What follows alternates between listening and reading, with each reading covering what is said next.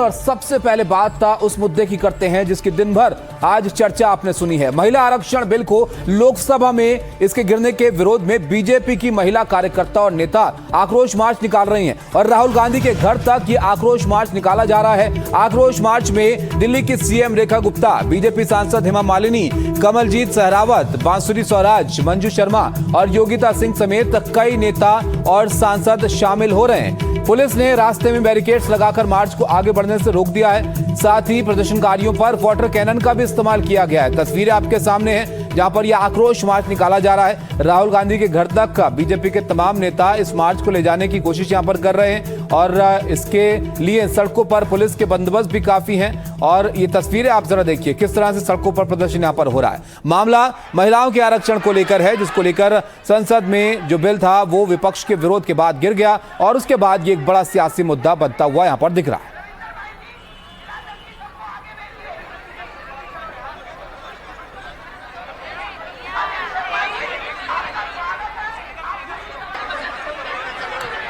हमारे सहयोगी इस पर जुड़ रहे हैं हमारे साथ रवीश अंजन हमारे साथ हैं और अभिषेक अवस्थी मुंबई से हमारे साथ जुड़े हैं। रवीश, पहले आप बताइए जो आक्रोश मार्च है कहां तक पहुंचा है, किस तरह सड़कों पर बीजेपी और तमाम नेता बीजेपी के उतरे हुए हैं आज?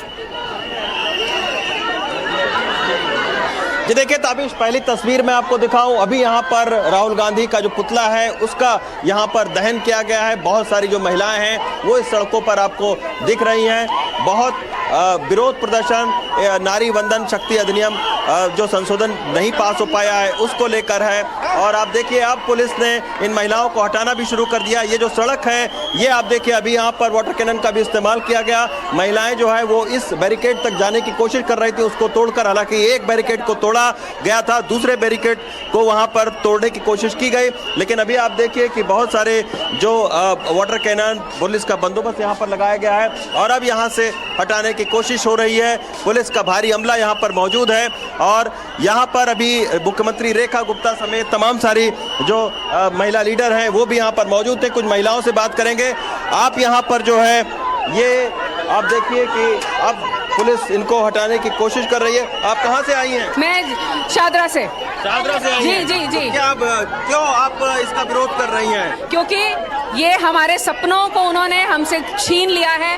जो महिलाएं जो आगे बढ़ने की कोशिश कर रही हैं ये एक तरीके से सरासर उनके अधिकारों को उनसे वंचित किया जा रहा है। इतने सालों से आज भी आप देख लीजिए महिलाएं की प्रतिशत कितनी है सत्ता में, यानी कि कहीं ना कहीं मेल मानसिकता है महिलाओं को, अभी भी वही रूढ़िवादी मानसिकता तौर पर। ये आप देखिए ये पुलिस जो है वो लगातार यहाँ से अब हटाना शुरू कर दी है क्योंकि ये काफी जो प्रोटेस्ट है वो काफी दूर से यहाँ पर आया हुआ था बैरिकेड के पास में। ये आप देखिए पुलिस ने तमाम सारी महिलाओं को हिरासत में भी लिया है। कुछ लोगों से भी हम बात करेंगे। कहाँ से आई हैं? हम दिल्ली की बहनें हैं और जो जितना आज 3 दिन से पहले जो एक उम्मीद और एक आशा थी, जिस खुशी के साथ हम इस सत्र का इंतजार कर रहे थे, हमें जो अधिकार पिछले 40 सालों से वादा किया था कांग्रेस सरकार ने, वो वादा नहीं मिला। आज हमारी उम्मीदें खत्म हो गई और हम सब आज बददुआएं दे रहे हैं उस एनडी गठबंधन को जिन्होंने हमारे अधिकार को नहीं छीन लिया है। पर आप देख सकते हैं ताबिश के लगातार जो पुलिस का बंदोबस्त है, अमला है, वो यहाँ पर बढ़ रहा है। बहुत सारे लोगों को यहाँ से हटाकर अब हिरासत में लेने की कोशिश की जा रही है। कौन कौन से बड़े नेता वहाँ पर मौजूद हैं? खबर है कि कई बड़े नाम हैं बीजेपी के जो इसमें शामिल हो रहे हैं। आज ये जो आक्रोश मार्च निकाला जा रहा है। जी बिल्कुल, मुख्यमंत्री रेखा गुप्ता और जो 7 सांसद हैं दिल्ली के वो यहाँ पर मौजूद हैं। अभी आप देख सकते हैं कि मनोज तिवारी यहाँ पर मौजूद है। अभी प्रदेश अध्यक्ष वीरेंद्र सचदेवा भी यहाँ पर थे क्योंकि पुलिस अब लगातार हटा रही है प्रदर्शनकारियों को, तो यही वजह है। बहुत सारे जो नेता हैं वो यहाँ से अभी निकले हैं क्योंकि कई सारी महिलाओं को जो कार्यकर्ता हैं उनको हिरासत में भी लिया गया है। और ये आप देख सकते हैं कि वीरेंद्र सचदेवा, मनोज तिवारी समेत तमाम सारे यहाँ पर। चलिए बिल्कुल रवीश, आप नजर रखिएगा तो सड़कों पर आप देखिए दिल्ली की तमाम जो कार्यकर्ता हैं बीजेपी के वो उतरे हुए हैं और ये आक्रोश रैली यहां पर निकाली जा रही है। राहुल गांधी के घर तक जाने की तैयारी है। बहरहाल ये दिल्ली की तस्वीर आपने देखी। अब मुंबई का हाल भी आपको दिखाते हैं। अभिषेक अवस्थी हमारे साथ जुड़े। अभिषेक, देखिए बीजेपी की कोशिश है कि पूरे देश में सड़कों पर उतरकर ये संदेश यहां पर दिया जाए कि विपक्ष ने इस बिल को पास नहीं होने दिया। अब जरा मुंबई के बारे में बात बताइए, आप कैसे वहां पर प्रदर्शन हो रहा है? देखिए आप देख सकते हैं यहाँ पर किस तरीके से नारे लगाए जा रहे हैं लगातार। एक तरीके से जो है राहुल गांधी के खिलाफ कहें, अखिलेश यादव के खिलाफ, एक तरीके से आप देख सकते हैं यहाँ पर पोस्टर तक फाड़े गए हैं जिनको दिखाने की कोशिश की जा रही है। देखिए राहुल गांधी हो, अखिलेश यादव हो, एमके स्टालिन, इनके पोस्टर फाड़े गए। पूरे विपक्ष के ऊपर एक तरीके से जो आक्रोश यहाँ पर जिताया जा रहा है। हमारे साथ यहाँ पर महिलाएं खुद मौजूद है। एक तरीके से कल हमने देखा किस तरीके से पूरा विपक्ष एकजुट होकर महिला आरक्षण बिल को गिराता है। क्या भावना है आपकी? देखिए, बिल को गिराने की बात, वो तो दुश्मन है तो ऐसे गिराते रहेंगे, लेकिन ये बिल पास होके रहेगी, उसको कोई नहीं रोक सकता। थोड़ा समय खराब है लेकिन बिल पास होके रहेगी।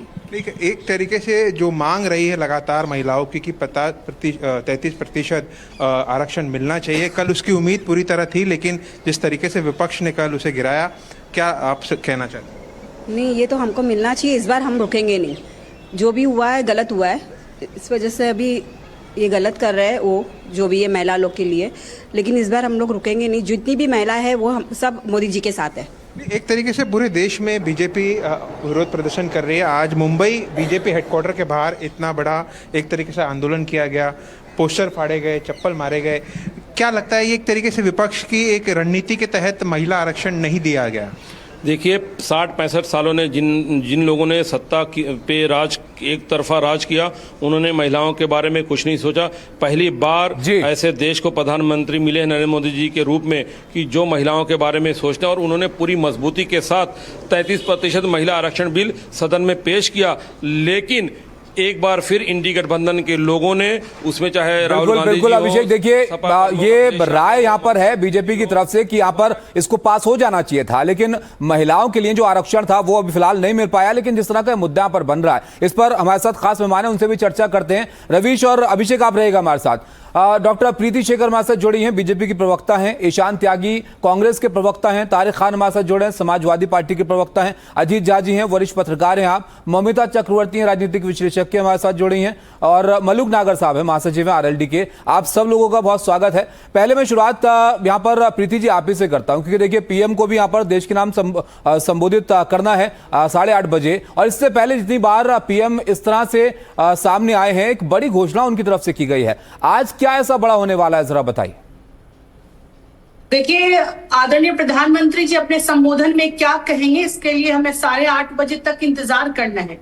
लेकिन आज जो आक्रोश आपको सड़कों पर दिख रहा है महिलाओं का, वो आक्रोश कल के सदन के पटल पर जब विपक्षियों के द्वारा महिला आरक्षण बिल संशोधन को जब खारिज किया गया, और उसके बाद जो जश्न मनाया गया है, महिला के अधिकारों का जो हनन किया गया, इसके विरोध में आज आपको आक्रोश मार्च दिख रहा है। ये देश की करोड़ों महिलाओं के अधिकार और सम्मान का हनन यदि किसी ने किया है तो वो कांग्रेस के नेतृत्व में पूरी की पूरी विपक्ष ने करने का काम किया है।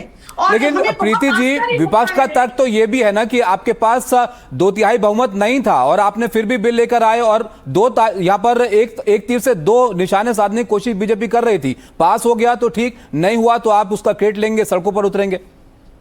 देखिए, ये नंबर का गेम अच्छा ठीक है, इस पर आप जवाब दीजिएगा। फिलहाल एक बड़ी खबर आपको बता देता हूं बीच में। देखिए, महिला आरक्षण पर सूत्रों के हवाले से खबर आ रही है कि महिलाओं को 33% आरक्षण पर सरकार प्रतिबद्ध है और सरकार बिल पास कराने के दूसरे तरीके ढूंढ रही है। 2029 से पहले महिला आरक्षण लागू करने पर विचार यहां पर किया जाएगा।